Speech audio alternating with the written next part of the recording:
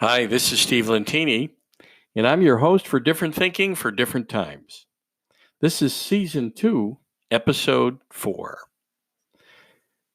So, the basis for this podcast is about waking up and creating a life that's far beyond anything that regular thinking creates. And that's what it takes. It takes distinctive thinking, it takes managing your thinking, it takes different thinking. And now is the time for it. The times are calling us all to be thinking differently, to get out of the one side is wrong and the other side is wrong. Both sides are wrong because it's about any relationship is an invitation to negotiation, and that's what it's about. It's about compromise. Life is not about one way, my way or the highway. There wouldn't be so many different nationalities and races and colors and different varieties of people with all their different interests, right? All the different sexual preferences and all the different ways that people want to live. If we were meant to just all be the same, how boring would life be? So we're meant to get over ourselves. And how do I know that, right? People say, how do you know that, Steve? On November 18th, 2002, after having been in intensive care for 5 days, I flatlined and I was on the other side. And it's amazing. It's way beyond human thinking. I call it the acorn brain. It's way beyond acorn brain thinking. Nothing from this earth was there. When we leave our body, we go to pure consciousness. That's where I was. 1 second in the hospital bed in intensive care, the next second, no body. Pure consciousness. And immediately there, I knew I was one with everything and nothing.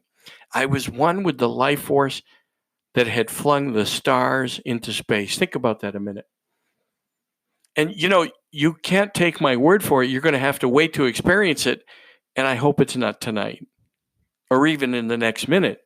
But either way, it doesn't matter. We live so afraid of death and dying and so afraid of not having money, so afraid that everything will run out or something will run out that we need, like money or food, or the wrong politician is in the office that we rail against it, and we waste our energy fighting people on Facebook and fighting people in social media, and instead of embracing everyone, because when we leave our body, you are immediately embraced.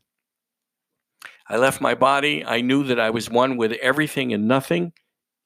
Instantly, I was one with the infinite, which is really amazing. And then there was a life review, and only the good I had done was mentioned. The life force, the energy, the life energy, the universe, the God, the goddess, the divine, the Christ, the Buddha, the Muhammad, the Abraham. It doesn't matter what you call it. It's not interested in the mistakes we've made and what others might call sin or evil. It sounds like it's a little, what would the word be, right? A cliche that what happens on earth stays on earth, to use the Vegas reference. But what happens on earth stays on earth. We're here to make mistakes and grow. And the bigger the mistake, the bigger price we pay, right? The larger price we pay. But humans, the acorn brain, the small-minded thinking, not only do they want people to pay here,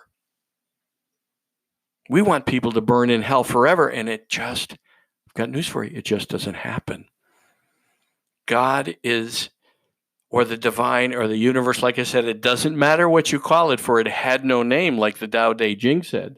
Lao Tzu said in the Tao Te Ching, when someone asked him, what do you call it, this life force? And he said, you cannot name that which has no name. And that's where I was. And nothing from here, everything I thought was important, houses, jobs, titles, everything I clung to, money, status, being an author, I thought all of that defined me. A trainer, a speaker, none of it defined me, because nothing from here goes with you. You might as well leave here broke. Or give it all away before you go and have fun doing it. Give it to your children and your relatives and to strangers. Help someone who's really struggling. Surprise them. Do some research. If you remember the old TV show called The Millionaire, now I'm dating myself, but the millionaire would send out his assistant to watch and observe certain families and those that had the best intentions that still were struggling. Maybe they had a child that was sick or a parent that was large hospital bills or huge challenges in life. That assistant would end up reporting to the millionaire and he would write them a check. Maybe you do that. But doing good is the only thing mentioned in my life review. The good I had done. And how do you feel when you do good? The infinite, whatever you call it, is not interested in the mistakes we make. And people would say right now, well, we read in the Bible, there's vengeance and the angry God. That, my friends, is the human brain taking over. And I know the men writing the Bible, and perhaps there were women helping out, but no one was allowed to even say that. Talk about small-minded thinking at that time. Someone they were angry at while they were writing, someone they wanted to get revenge with, someone they were warring with. That's what caused people to write using the acorn brain about wars and revenge and anger and hell, going to hell. So not only do humans with small-minded thinking want people to pay here for their mistakes, but they want them to burn in hell forever. And that just doesn't happen. It's small-minded, tiny brain thinking.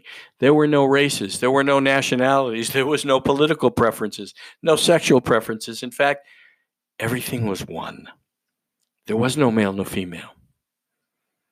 There were no opposites. I was one with the life force, and it's amazing.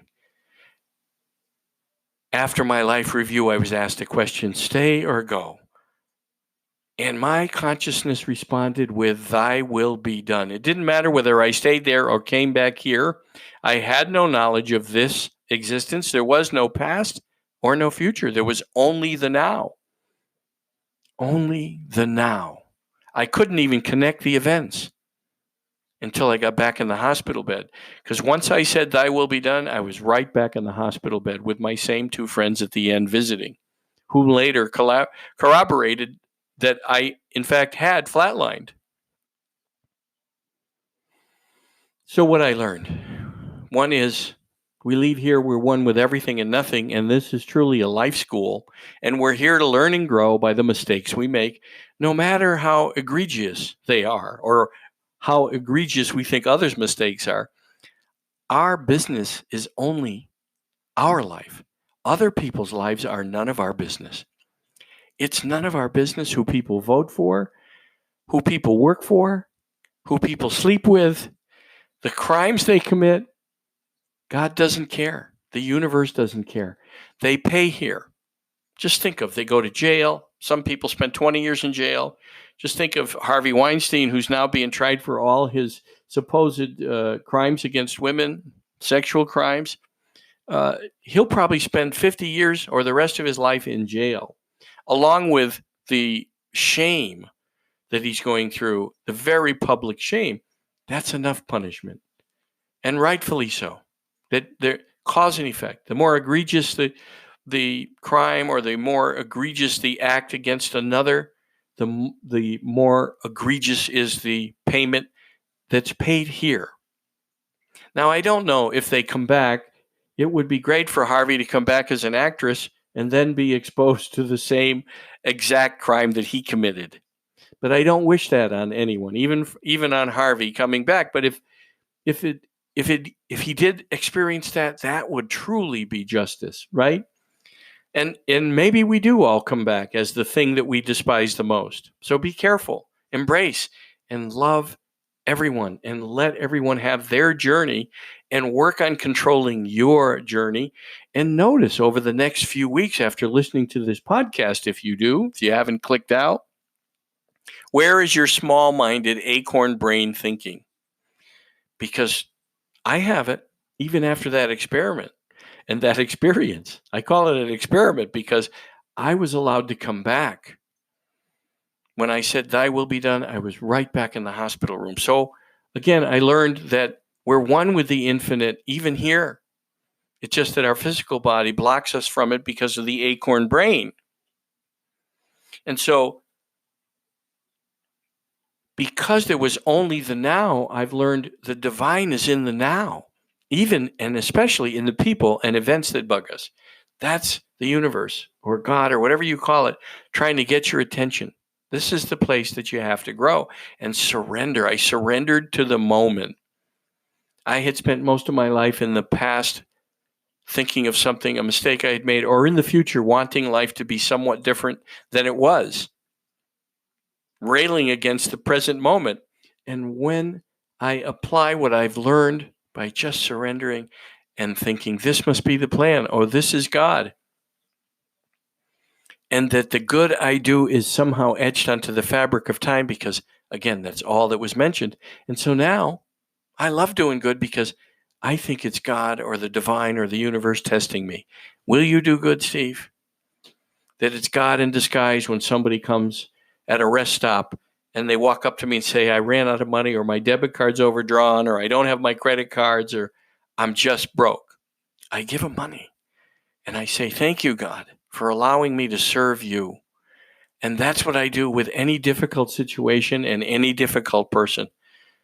I embrace it and know my journey is about me, and everyone else's journey is none of my business.